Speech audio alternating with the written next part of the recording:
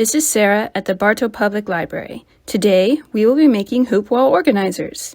You will need coordinating fabric, embroidery hoops, scissors, string or twine, and mini clothespins. Let's get started.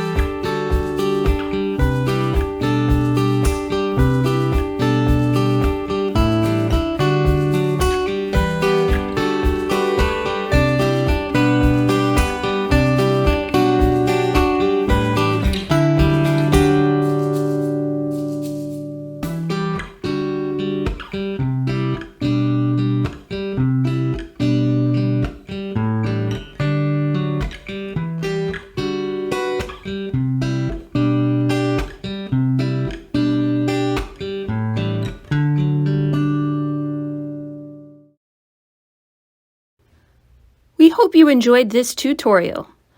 This is a cute and functional craft that will add a bit of zest to any work area. Stop by the library and pick up your craft kit today. You did a great job. You should be proud of yourself. Goodbye now.